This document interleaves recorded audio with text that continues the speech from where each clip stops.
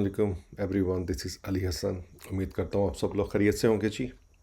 और I am sure कि रमज़ान अच्छा चल रहा होगा सबका।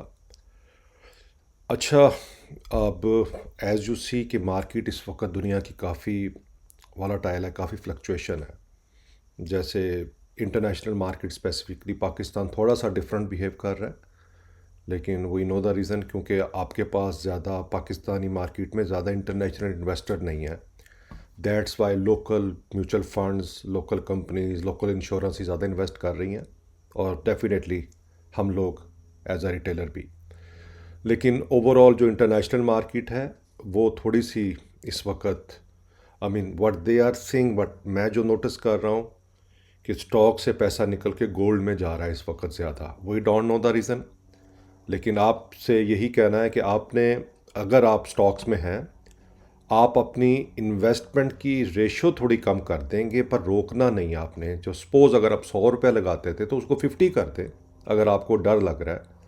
अगर मैं इस जगह पे हूँ तो मैं तो 200 लगाऊँ। मैंने आपको मिसाल दिया कोविड-19 के टाइम की, जब हमें ये नहीं पता था कि कल हम जिंदा भी होंगे नहीं, लेकिन एक रिस्क माइंड में था कि चलो यार अगर बच गए तो वेल एंड गुड, नहीं बचेंगे तो सबके साथ जाएंगे, तो लेट्स बाय इट। तो मैं वो इन्वेस्टर था जिसने उस टाइम में जो भी पास था उसकी बाइंग कर ली थी, और फिर मैंने देखा उसको कि 2022 में वो स्टॉक्स की रेशो कहाँ गई। तो कुछ अपॉर्चुनिटी होती है जब ऐसा रिसेशन आता है, लेकिन ये है कि सॉलिड स्टॉक्स होने चाहिए, सॉलिड ईटीएफ म्यूचुअल फंड्स होने चाहिए। ये नहीं कि जो दिल किया बस वो ले लिया। ठीक है, जैसे अपनी रिसर्च पूरी रखें, और जो भी आप अपनी एसआईपी कर रहे हैं उसको आप उसी लिहाज से करते रहें, और अगर डर लग रहा है तो क्वांटिटी कम कर दें, पर डेट मिस नहीं करनी। ठीक है। अच्छा, आज जो मैं इस टॉपिक पे बात करना चाह रहा हूँ, आई थिंक मैंने बहुत पहले बात की थी, लेकिन उस टाइम डेफिनेटली कुछ, अब कुछ नए लोग भी आ गए हैं, तो लोग थोड़े कंफ्यूज रहते हैं स्पेसिफिकली बिटवीन ईटीएफ और म्यूचुअल फंड के, और फिर अगर इट्सेल्फ के, और फिर स्टॉक्स के, कि हमें तीनों में कौन सी बाइंग करनी चाहिए और क्यों बाइंग करनी चाहिए। ठीक है, तो आई थॉट कि मैं थोड़ा आपको रिफ्रेश कर दूं कि पहले तो आप डिफरेंस समझ लें इन तीनों का। ठीक है, कहने को तो है, अगर मैं आपसे स्टॉक की डेफिनेशन पूछूं तो आप क्या बोलोगे। ठीक है, दैट्स अदर थिंग। चलें बात करते हैं अब सबसे पहले कि होता क्या है। तो लेट्स स्टार्ट कि difference between stock, mutual fund and ETF. सबसे पहले ईटीएफ को देख लेते हैं। मैं सिंपल वर्ड्स में बताऊं तो ये एक तरह की बास्केट होती है, और इस बास्केट के अंदर डिफरेंट स्टॉक्स होते हैं, और फिर हम उसकी परचेजिंग करते हैं। इसकी ऑफिशियल डेफिनेशन क्या है? ईटीएफ आप बोल समझते हो कि एक्सचेंज ट्रेड फंड बोला जाता है, is a type of investment fund that traded on a stock exchange like individual stocks. ETF allow investor to diversify their portfolio by pooling funds to invest in a variety of assets such as index ETF, sector ETF, bond ETF और commodity ETF। तो क्या हो गया कि ये एक तरह का जो स्टॉक मार्केट में ट्रेड होता है, हमें पता है। ठीक है, ये अलाउ क्या करता है? इन्वेस्टर को अलाउ करता है कि अगर फ़र्ज़ करो कि मुझे, अगर उसको एक ही तरह के स्टॉक्स जो है वो लेने हैं, तो इंस्टेंट कि वो एक एक करके ले, और अब मुख्तलिफ़ किस्म के भी लेने हैं तो मुख्तलिफ ले। अगर मुझे 50 स्टॉक लेने हैं तो वो मेरे लिए मुश्किल हो जाएगा, राइट, उन 50 स्टॉक को बाइंग करना। लेकिन अगर उसका कोई ईटीएफ बना हुआ है, एक पूल है, और उसके अंदर डिफरेंट इन्वेस्टर ने इन्वेस्ट किया हुआ है, तो मुझे वो उसका पोर्शन जो होगा वो सस्ता मिल जाएगा। तो अब कहने का मकसद ये है कि ईटीएफ जो होता है is just like a basket, stock की बास्केट होती है। उसको डिफरेंट इन जो होते हैं इन्वेस्टर्स, वो उसको बाय करते हैं, और सबके दरमियान के अंदर वो जो है वो कॉस्ट भी डिवाइड हो जाती है, और शेयर की जो है वो कॉस्ट जो है वो आपके लिहाज से आप एक स्पेसिफिक अपना पोर्शन ले लेते हैं। ठीक है, अब जो ईटीएफ हो, जिसकी मिसाल है कि सपोज अगर मैंने, अब PF6 में आ जाते हैं। अब अगर आपको जस्ट लाइक PPL भी चाहिए, OGDC भी चाहिए, POL भी चाहिए, मारी भी चाहिए, ETF भी चाहिए, FFC भी चाहिए, अब मुझे बताओ आप सारे इकट्ठे ले सकते हो? It will be tough, right? क्योंकि इसके लिए तो लाखों रुपया चाहिए। लेकिन अगर कोई इसका ETF बना हुआ है और वो 10, 20, 30, 40 रुपए का है, तो वो मेरे लिए फिर ईजी हो जाएगा। लेकिन ये होता है कि मुझे उस ETF की क्वांटिटी बढ़ानी पड़ेगी। तो ये होती है सेंस। अब ETF जो होते हैं वो डिफरेंट टाइप्स के होते हैं, ये आपको जेहन में होना चाहिए। मैं पाकिस्तानी मार्केट से हट के बात करूंगा, क्योंकि पाकिस्तानी बहुत ही अभी शुरू हुआ है कुछ साल पहले, लेकिन दुनिया में जो ETF माने जाते हैं वो इन 4 सेक्टर्स में माने जाते हैं। ठीक है। इंडेक्स ETF क्या होते हैं? ये करते हैं ट्रैक मार्केट के इंडेक्स को, लाइक S&P 500 के जैसे। उसमें जो भी कंपनीज होंगी उनकी परफॉर्मेंस अच्छी होगी तो इस ETF की परफॉर्मेंस भी अच्छी होगी। तो ये होगा S&P की मिसाल है। S&P जो है वो USA की जो है वो मार्केट है और इट्स रियली फेमस, दुनिया के सारे इन्वेस्टर यहाँ इन्वेस्ट करते हैं। फिर दूसरी होता है सेक्टर ETF। ये क्या करता है? ये स्पेसिफिक इंडस्ट्री और सेक्टर लाइक टेक्नोलॉजी और हेल्थ केयर, यानी अगर हेल्थ केयर के 10 स्टॉक हैं, मैं उन 10 स्टॉक को कंबाइन करके एक ETF बना लूँगा, वो हेल्थ केयर का ETF हो जाएगा। फिर टेक्नोलॉजी के अगर 20 स्टॉक हैं, ठीक है। अब पाकिस्तान में तो ये ऐसे चल नहीं रहा, जैसे अगर होना क्या चाहिए था कि AVN, ठीक है, सिस्टम, अगर सिर्फ इंडिविजुअल आपको तो इंडिविजुअल होना चाहिए, लेकिन दुनिया में ये है। अब दुनिया में मुझे हर किस्म के, मुझे रियल इस्टेट का ETF मिल जाता है, मुझे हेल्थ का ETF मिल जाता है, मुझे बैंक्स का ETF मिल जाता है, मुझे टेक्नोलॉजी का ETF मिल जाता है, मुझे ट्रैवल का ETF मिल जाता है, मुझे डिफेंस का ETF मिल जाता है। तो ये होता है कि अगर मुझे एक स्पेसिफिक सेक्टर में इन्वेस्ट करना है तो मैं सिर्फ उसका ETF ले लूँगा। तो ऐसे ETF क्या कहलाते हैं? सेक्टर ETF कहलाते हैं। पाकिस्तान में भी हो सकता है। कितने बैंक्स मार्केट में रजिस्टर्ड हैं? अगर वो सारे बैंक कंबाइन हो जाए और उनका ETF बन जाए तो वो बैंक ETF बन जाएगा। इसी तरह फर्टिलाइज़र का भी बन जाएगा। वो अलहदा बात है कि अगर मैं जी वो सारे स्टॉक लेके रख लूँ, लेकिन उसको आपको वो सारे स्टॉक बाय करने पड़ेंगे, उसके लिए लाखों चाहिए। ETF की कॉस्ट इतनी होती नहीं, वो चीप होता है। दैट्स वाई ये सेंस नहीं बनती कि मैं 20 लाख के स्टॉक लेके अपना ETF बना लूँ। नहीं, हमें डिफरेंट इन्वेस्टर्स चाहिए, वो इसमें इन्वेस्ट करें ताकि हमारी कॉस्ट नीचे आए। तो इसलिए ETF जो होता है वो कंपनीज ही बना सकती हैं और then they will work on that. ठीक है। तो ये हो गया सेक्टर ETF। थर्ड हो गया बॉन्ड ETF। ये क्या करता है? गवर्नमेंट और कॉर्पोरेट के बॉन्ड्स इशू होते हैं। देखो, दो तरह के बॉन्ड्स इशू होते हैं। प्राइवेट कंपनी भी अपने बॉन्ड इशू करती हैं और गवर्नमेंट भी करती है। ज़्यादा ये इंस्टीट्यूट लेवल पे ही होता है, मेरे और आपके तक ये एक्सेस नहीं होती है। हाँ, अगर आप किसी कंपनीज़ में हैं, जैसे इंटरनेशनल, तो कई कंपनीज़ हैं जहाँ पर आप बॉन्ड ले सकते हैं। और सिमिलर आई एम श्योर कि पाकिस्तान में भी ये सिस्टम है। तो जैसे कि आप बैंक में, अभी आपने सोचा है कि आप बैंक में क्या करते हैं कि आप अपने पैसे फिक्स करवा देते हैं कि जी मुझे लो रिस्क में इन्वेस्ट करना है। वो बैंक जो है ना, आपका वो पैसा वो लगाता है इन बॉन्ड्स में, क्योंकि जब लो रिस्क की बात होती है तो बैंक को गारंटी होती है कि गवर्नमेंट को अगर मैं लेंड करूंगा तो गवर्नमेंट तो मुझे मेरे पैसे नहीं मारेगी, राइट।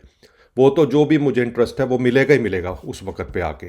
करते हैं कि जैसे बैंक्स जो होते हैं वो यहाँ इन्वेस्ट कर देते हैं, ठीक है, जब आप उनको लो रिस्क बताते हो। तो इसलिए बैंक आपके पास तीनों ऑप्शन देता है, राइट।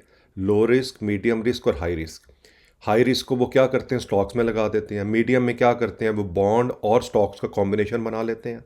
और और लो में क्या होता है कि वो बॉन्ड वगैरह में इन्वेस्ट कर देते हैं, जिसकी वजह से आपकी मनी सेफ रहती है। जैसे अभी आपने देखा है महाना सेव प्लस क्या है, अगर आप जाओ तो वो आपको बताते हैं कि हमने कहाँ इन्वेस्ट किया है। तो यही चीज़ है। इसी तरह अगर आप मेज़ान में देखो कि रोज़ाना आमदनी फ़ंड, या आप देखो अपने पेंशन फ़ंड, ये पैसा क्या होता है कि ये मैक्सिमम जो होता है वो इन्हीं जगह पे लगा होता है, इसलिए इसकी रिटर्न जो होती है वो इतनी हाई नहीं होती। एक अच्छी रिटर्न होती है, लेकिन वो ये नहीं होता कि जंप लग गया 20-25%। तो ऐसे ETF जो होते हैं वो बॉन्ड ETFs कहलाते हैं, ठीक है। अगला हो गया कमोडिटी ETF। ये क्या करते हैं? ये track the price of gold, oil, other commodity, like silver का ETF हो गया, गोल्ड का ETF हो गया। इसमें हमेशा कहता हूँ गोल्ड का ETF होना चाहिए। ETF पाकिस्तान में स्टॉक मार्केट में तो नहीं है, लेकिन मेज़ान वालों के पास मेज़ान गोल्ड फंड है, वो एक तरह का म्यूचुअल फंड है, ठीक है। लेकिन दुनिया में स्टॉक में आपको इंटरनेशनल मार्केट में गोल्ड का SPDR जैसे है वो आपको गोल्ड ETF दे देते हैं, या सिल्वर ETF, या जी मैं देख रहा था ये जितनी भी आपकी फिर मिनरल्स हैं इनके ETF होते हैं। तो आई थिंक नाउ आप यू गॉट इट राइट कि ETF जो होता है वो कैसे होता है, काम करता है और कैसे। इसलिए आपको जब भी कहा जाता है कि जी मैंने ETF बाय करना है, तो you always sure make sure कि आपने किस में जाना है। आप इंडेक्स में, यानी कि अपने स्टॉक वाले यानी स्पेसिफिक में जाना है, इंडेक्स में जाना है, या आपने सेक्टर के ETF में जाना है, या बॉन्ड में जाना है। तो ये चीज़ बताती है। इसीलिए आज मैम जब हम एज की बात करते हैं कि जो 55-50 वाले हैं उनको किस में जाना चाहिए, उनको ज़्यादा बॉन्ड और कमोडिटी में जाना चाहिए। जो मिडल एज वाले हैं उनको सेक्टर ETF में जाना चाहिए, और जो बिल्कुल यंग है उनको इंडेक्स में जाना चाहिए, क्योंकि ये बहुत फ्लक्चुएट करते हैं। तो ये 4 हैं। आई एम श्योर कि आप अपने आपको ये कॉन्सेप्ट क्लियर हो गया होगा कि मुझे किस ईटीएफ में इन्वेस्ट करना चाहिए। बाकी actively manage ETF have a professional manager actively selecting securities. तो ये नहीं होता कि एक दफ़ा बन गया तो बस वो वैसे रहेगा, नो। जिस कंपनी ने बनाया होता है वो परफॉर्मेंस देख रहे होते हैं, तो वो ग्रेजुअली इसको चेंज करते रहते हैं। आपको नहीं पता लगता, लेकिन कई इसमें से वो कुछ स्टॉक्स निकाल देते हैं, कुछ डाल देते हैं, तो ये चीज़ चलती रहती है। लेकिन इसके लिए प्रोफेशनल सर्विस होनी चाहिए जो इस ईटीएफ को ट्रैक करे। अब आ जाता है कि जी हम कि ये हो गया ईटीएफ की सेंस, अब होगी म्यूचुअल फंड की। ये थोड़ा सा डिफरेंट है। आप डायरेक्ट स्टॉक मार्केट में जाके म्यूचुअल फंड बाय नहीं कर सकते। क्या है mutual fund? Is type of investment vehicle that pools money from many investor to invest in a diversified portfolio stocks, bonds, or other security. Mutual funds are managed by professional investment managers who invest the funds asset to achieve its investment objective. अब ये क्या है? ये भी एक तरह के, अब कहने कोई क्लोज लगते हैं पर दोनों में फ़र्क है। ईटीएफ अगर आप बाय करते हो वहाँ पर आपको लोड फीस वगैरह चार्ज नहीं होती, यानी कि होता क्या कि लेने की भी होता है और एग्जिट होने का भी होता है। ठीक है, ईटीएफ में ये नहीं होता आपको, म्यूचुअल फंड में ये होता है, क्योंकि यहाँ वाला जो स्टाफ होता है वो प्योर प्रोफेशनल होता है और ऑर्गेनाइजेशन ने इनका हायर किया होता है। तो ये क्या करते हैं, ये पूल बनाते हैं एक पैसों का, ठीक है, इन्वेस्टर्स का, और फिर वो उस पूल को के मुताबिक उस पोर्टफोलियो को ये उसमें फिर इन्वेस्ट करते हैं उस पैसे को। किस में? एक पूल बना देंगे जी स्टॉक का म्यूचुअल फंड, दूसरा बॉन्ड का म्यूचुअल फंड, तीसरा सिक्योरिटीज़ का जो भी म्यूचुअल फंड बन गया। अब ये कौन कौन से म्यूचुअल फंड्स होते हैं देखो। Equity mutual fund invest in stock aiming for long term growth. ठीक है, ये अब जैसी मिसाल हो गई इसके अंदर महाना में भी है, आई मीन सॉरी इसका मेज़ान में भी है, लेकिन you can go with that. जो भी फंड इक्विटी में इन्वेस्ट करता है वो इक्विटी फंड कहलाता है। Fixed income funds invest in bond providing regular income. जो आपको मैंने कहा था ना कि मंथली इनकम मिलती है, तो वो आपके फिक्स्ड इनकम में इन्वेस्ट हो जाता है वो म्यूचुअल फंड।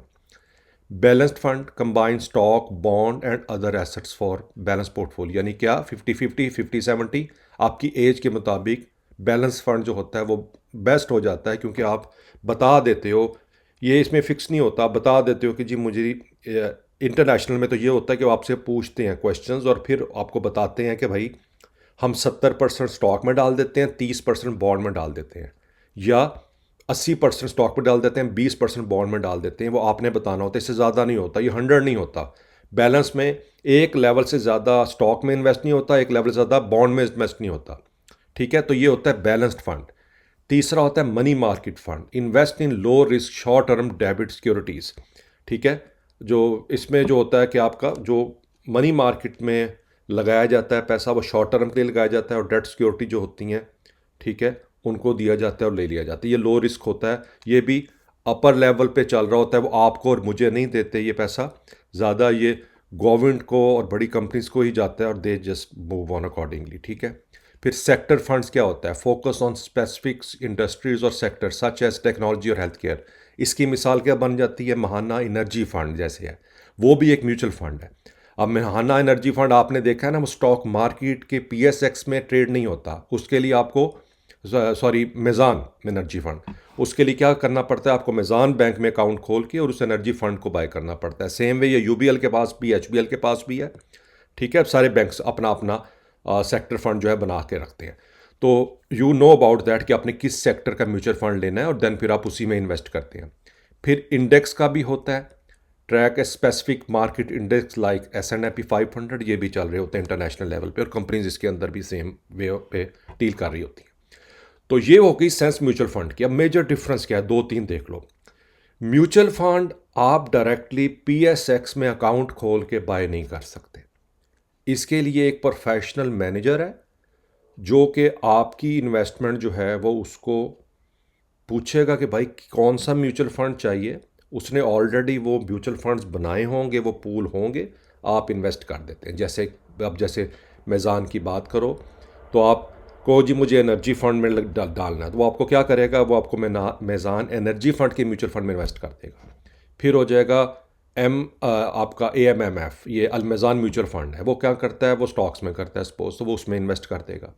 फिर आप कहते हो कि नहीं जी मुझे तो फिक्स्ड इनकम चाहिए, तो वो आपको क्या करेगा कि वो रोज़ाना आमदनी फ़ंड में इन्वेस्ट कर देगा, या आपका हो जाएगा यानी कि इसमें फिर बैलेंस फंड, ये प्रॉबली ज़्यादा जो इसमें बनता है चांस वो यही होगा कि इंटरनेशनली तो क्या करते हैं कि आपके जो रिटायरमेंट फ़ंड है वो एक तरह से बैलेंस फ़ंड होता है, क्योंकि ग्रोथ भी होती है, रिस्क भी कम होता है, और फिर रिटायरमेंट के टाइम पे एक अच्छा पैसा बन जाता है। फिक्स्ड इनकम पे वो सब कुछ नहीं हो सकता, क्योंकि अगर रिस्क लो होगा तो आपका रिटर्न भी लो होगा। तो I am sure you got it now, ठीक है जी। तो अब आपको फ़र्क पता लग गया ETF का और म्यूचुअल फंड का। दोनों एक तरह से लगते सेम है, लेकिन उनका ट्रेड डिफरेंट है। म्यूचुअल फंड को लेने का और बेचने का दोनों का फीस देनी पड़ती है, उसको लोड कहते हैं जो इनका, और ETF में ये सीन नहीं होता। इसका कुछ होगा, आई मीन नॉट माइनर, लेकिन ओवर तो दुनिया में ये फ्री ही चल रहा होता है, ठीक है। तो आप इसलिए आपको अगर कुछ समझ नहीं, अगर आप PSX में हैं या किसी भी स्टॉक एक्सचेंज में कंपनीज में हैं, तो आप आराम से इंडेक्स बाय करें, आई मीन ETF बाय करें। और अगर आप थ्रू इंस्टीट्यूशंस हैं या बैंक्स हैं तो आप म्यूचुअल फंड में इन्वेस्ट करें। तीसरा आ जाता है स्टॉक। ये एक तरह से क्या है, ये इंपॉर्टेंट है, आपके कॉन्सेप्ट को मैंने क्लियर करना आगे जाके, आई एम एक्सप्लेनिंग दैट। तो stock represent ownership shares in company, यानी कि आपकी मलकियत एक तरह से होता है को की नुमाइंदगी करता है stock, allowing individual to invest in business and potentially earn return through capital gain and dividend। यानी आप क्या करते हैं कि आप एक बिजनेस में इन्वेस्ट करते हैं और उसके रिटर्न में क्या मिलता है कि आपका पैसा या बढ़ जाता है, वो आपको मिलता है, लॉस भी हो सकता है, और आपको फिर डिविडेंड भी मिलते हैं। When you buy a company stock, you are essentially purchasing a small piece of that company। तो अगर आप 10 रुपए का भी बाय कर लिया है तो आपका एक कोई ना कोई 0.000 होगी, लेकिन आपकी मालकियत होगी, आप मालिक बन जाएंगे उस कंपनी के।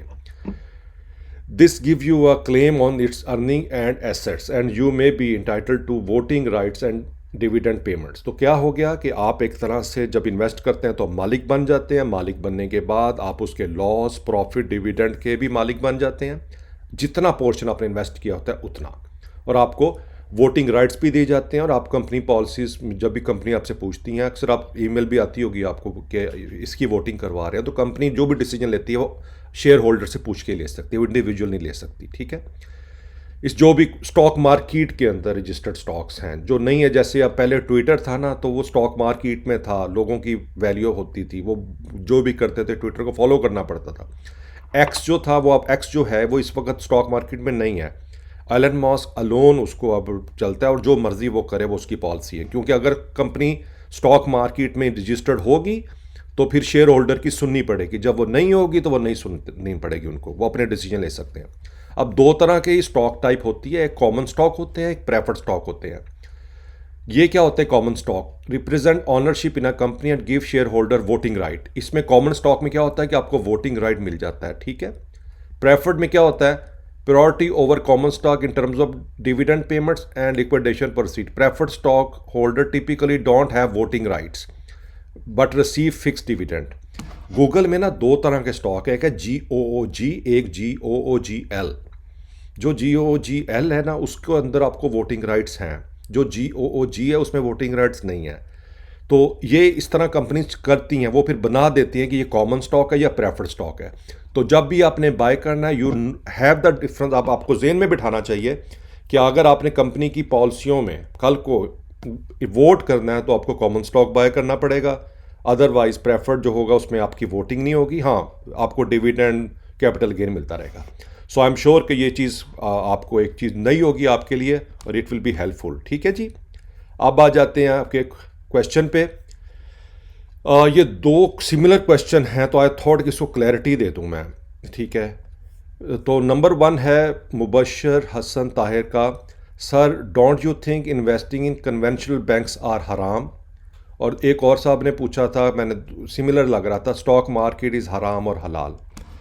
यार इसमें मैंने आगे भी बोला है कि मैं आपको अपनी सेंस है, यकीन करो आप दीन में डेफिनेटली मुझसे ज़्यादा, आप सब मुझसे ज़्यादा नॉलेजेबल हो, I am still student of Islam जो लर्न कर रहा हूँ, मैं आपको अपनी सेंस बता देता हूँ। अब कन्वेंशनल बैंक और अब इसका डिफरेंस कैसे हम निकालें, ठीक है। अब कोई एक चीज़ दिखाता हूँ, लेट्स सी। हम जाते हैं मेज़ान बैंक, ठीक है, ये इस्लामिक बैंक है ना, ठीक है। अब यहाँ पर हम जाके इन दोनों बैंक में देख लिया। अब देखो मेज़ान बैंक क्या कह रहा है, वो कह रहा है कि जी आप मुझसे कार लोन लें, ठीक है, rental payment start after vehicle delivery. यानी कि ये क्या कह रहे हैं, रेंटल पेमेंट, आपको जो भी लोन दे रहे हैं वो उसके लिए लफ्ज़ का यूज़ कर रहे हैं रेंटल पेमेंट, ठीक है। अब आ जाओ आप यूबीएल पे, ठीक है। यूबीएल क्या कह रहा है आपको, affordable markup with fixed and floating rate options. अब मुझे एक बात बताओ, आप जब आप कार लेते हो, ठीक है, मेरे दोनों दोस्तों ने जो है वो, एक ने इस्लामिक से ली, एक से नॉन इस्लामिक से ली, लेकिन दोनों बैंक्स जो थे वो स्टेट बैंक के इंटरेस्ट रेट को फॉलो कर रहे हैं। जब इंटरेस्ट रेट 22% पे था तो उनको 22 देना पड़ा, अब जब इंटरेस्ट रेट 17 पे आया तो उनको 17 देना पड़ा, और जब अब 13 पे आया तो 13 देना पड़ा। सिर्फ फ़र्क क्या है कि एक बैंक कह रहा है कि जी मैं रेंटल ले रहा हूँ, और दूसरा बैंक कह रहा है कि मैं आपसे मार्कअप ले रहा हूँ, ठीक है। लेकिन अगर बैंक ये काम ना करें, अगर बैंक ने आपसे पैसा लेना, ठीक है, आप बैंक पैसा कैसे बनाता है, आपसे बैंक ने पैसा लिया, उस पैसे को बैंक ने इन्वेस्ट कर दिया कहाँ पर, लोगों को गाड़ी ले दी, घर ले दिया, गवर्नमेंट को लेंड कर दिया, फिर जहाँ से रिटर्न मिलती है तो आप लोगों को वो पे करता है, जैसे आप फिक्स्ड इनकम लेते हैं। तो ये एक टॉपिक ऐसा है कि जिसमें मैं ज़्यादा नहीं कह सकता, आप लोग मुझसे नॉलेजेबल हैं, लेकिन मैं आपको मिसाल ये दूंगा कि बैंकों ने तो इन्वेस्टमेंट से ही पैसा बनाना है। अब हमारे पास जो ऑडियंस है वो हर तरह की है, इसलिए मैं पर्सनली नहीं इसमें कुछ कह सकता कि ये हराम है या हलाल है इसमें, क्योंकि जब आज से 20-30 साल पहले जब यूबीएल, मेज़ान, यूबीएल, हबीब बैंक और एमसीबी वगैरह होते थे, तो इसका क्या मतलब है कि हम उस टाइम यानी कि किन बैंक्स में इन्वेस्टमेंट कर रहे थे जब इस्लामिक बैंक पाकिस्तान में नहीं थी, ठीक है। तो लेकिन क्या है कि हमारा अपना पैसा हलाल का था, वो ईयर फाइन। तो इसलिए मेरा इसमें ये कमेंट जो है वो सिंपल है कि हर बैंक इन्वेस्टमेंट करता है, इन्वेस्टमेंट करके पैसा बनाता है, वो आपको दे देता है। अब आपको जो भी सूट करता है, अगर वो कन्वेंशनल बैंक है या वो इस्लामिक बैंक है, आप उसमें ही इन्वेस्ट कर सकते हैं, क्योंकि हमारा क्राउड डिफरेंट बैंक्स में इन्वेस्ट करता है, मैं दोनों में करता हूँ। दैट्स वाई इस पर मैं कमेंट नहीं कर सकता। बेहतर है कि कोई इस्लामिक स्कॉलर जो है वो बेहतर गाइड कर सकता है। एक दूसरे भाई साहब ने पूछा कि जी स्टॉक मार्केट हलाल और हलाल। मैं एक मिसाल देता हूँ कि स्टॉक मार्केट क्या होती है। मिसाल ले लेते हैं एक पिज़्ज़े से। मैंने एक मिसाल लिखी है कि पिज़्ज़ा लिया, पिज़्ज़ा लेके मैंने उसके 10 पीस कर लिए, ठीक है। 10 पीस करने के बाद 10 बंदों में बांट दिए, जिन्होंने मिल के 10 बंदों ने मिल के पिज़्ज़ा लिया, 10 में बांट दिए। अब क्या होगा कि वो 10 के 10 बंदे जो होंगे हर एक एक पीस का मालिक हो गया। सिमिलर वे से अगर मैंने एक शॉप ले ली, एक कंपनी बना ली, 10 बंदों ने मिलकर कंपनी बना ली, वो कंपनी बनाने के बाद क्या बात है कि वो कंपनी बना रही है घी या रबड़ या कुछ भी, वो कंपनी बना लेते हैं मिलके सब, और उसके बाद कुछ टाइम के बाद वो कंपनी को वो स्टॉक मार्केट में रजिस्टर्ड कर सकते हैं, क्योंकि जब आप कंपनी स्टॉक मार्केट में रजिस्टर्ड होती है तो वो कैपिटल आता है, वो कंपनी के पास जाता है, कंपनी फिर उसको री इन्वेस्ट करके अपना बिजनेस बढ़ाती है, आपको डिविडेंड देती है।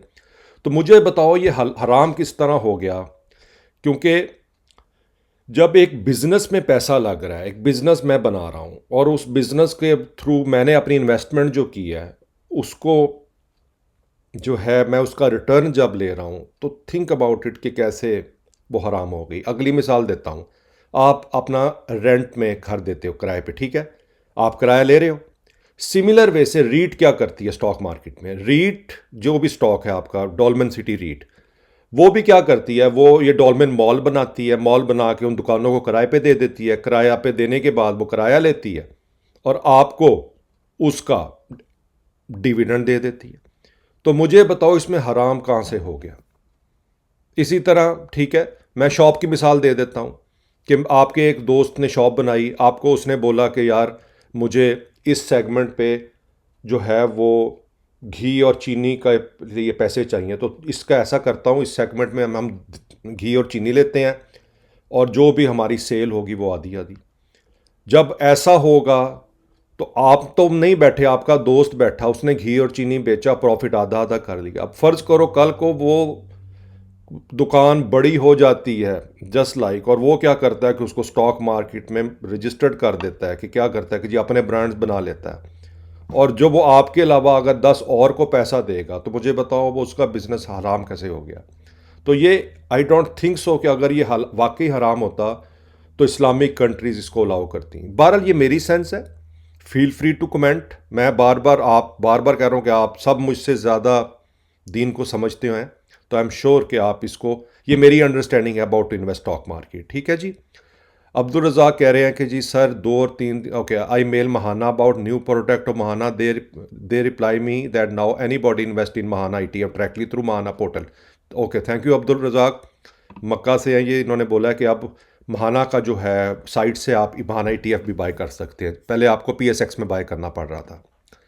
फिर आ जाता है कि अली भाई आपने कहा था कि इंटरनेशनल स्टॉक पर भी आप एक डिटेल वीडियो, भाई एक नहीं होगी, ये मल्टीपल होगी मिनी क्राफ्ट।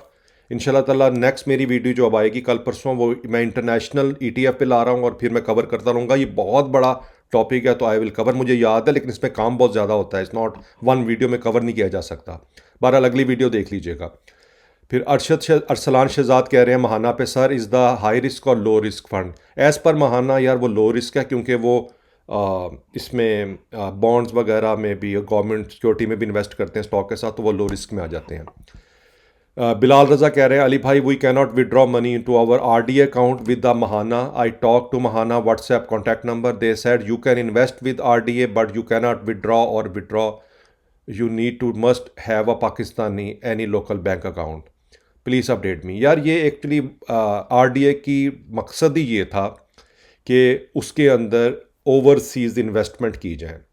इवन आप लोकल पाकिस्तान में भी कोई बैंक आपका है ना, आप उसके थ्रू RDA अकाउंट में पैसा नहीं भेज सकते। RDA का स्ट्रक्चर ऐसा बनाया गया है। तो महाना का पॉइंट यहाँ पर वैलिड है, आप इसमें इन्वेस्टमेंट करते जाएंगे थ्रू RDA। कभी तो आप वापस जाएंगे ना, जब पाकिस्तान जाएं तो वहाँ पर एक लोकल अकाउंट खोल लीजिएगा अपना लोकल बैंक में, तो जो, और वो महाना को आप दे दीजिएगा, तो आपने जब भी विड्रॉ करना वो कर, आई नो ये एक, लेकिन आप ये देखो कि एटलीस्ट वो आपको ऑप्शन तो दे रहे हैं ना RDA के थ्रू इन्वेस्टमेंट करने के लिए। तो ये है कि ये ही RDA का इशू है कि वहाँ पर फ़ॉरेन रेमिटेंस ही जा सकती हैं, लोकल बैंकिंग सिस्टम के डिफरेंट है, पाकिस्तान के अदर बैंक्स का के अकाउंट्स और RDA डिफरेंट है। तो ये चीज़ ओवरसीज़ वालों आपके लिए आई नो एक प्रॉब्लम है। तो आपको अपने नाम पर ही पाकिस्तान में एक अकाउंट खोलना पड़ेगा जब भी आप विड्रॉ करवाना चाहें अपने RDA की इन्वेस्टमेंट। जब तक नहीं विड्रॉ करवा रहे तो RDA के थ्रू इन्वेस्टमेंट करते चले जाएं, ठीक है ना। तो ये चीज़ है, I am agree, you know इस अब आई नो होना नहीं चाहिए था, लेकिन अनफॉर्चुनेटली ऐसे ही है। एल मेस्ट्रो कह रहे हैं अली भाई can someone from GCC country invest in Mahana, मैंने लास्ट वीडियो में बता दिया था। अभी ऊपर वाले जो यही बात कर रहे हैं बिलाल, वो इन्वेस्टमेंट तो कर रहे हैं, आप GCC कंट्री में हैं, RDA अकाउंट खोल के आप इन्वेस्टमेंट कर सकते हैं। अगर लोकल पाकिस्तानी अकाउंट है उसके थ्रू कर लें, वरना RDA अकाउंट ओपन करके कर लें। ऑनली डिफरेंट प्रॉब्लम क्या है कि विड्रॉ नहीं हो सकता। महाना वाले पैसे आपके लोकल पाकिस्तानी अकाउंट में भेज सकते हैं, वो RDA में वापस नहीं भेज सकते, क्योंकि होगा क्या कि आप अपने RDA अकाउंट में क्या भेजते हो, आप रुपीज़ तो नहीं भेजते, आप दिरहम पाउंड डॉलर भेजते हो, वो RDA में पाक रुपीज़ बन जाता है। अब अगर वो रिटर्न करेंगे तो उनको फिर उसी लिहाज से देखना पड़ेगा, I mean that's the catch. तो ये एक प्रॉब्लम है इसमें, ठीक है जी। चले फिर, या मैं वीडियो को कवर करता हूँ, काफ़ी बात हो गई, आई एम श्योर कि वीडियो थोड़ी लंबी हो गई होगी, लेकिन इट वाज इंपॉर्टेंट। आपसे फिर इंशाल्लाह ताला नेक्स्ट वीडियो में मुलाकात होती है। Take care.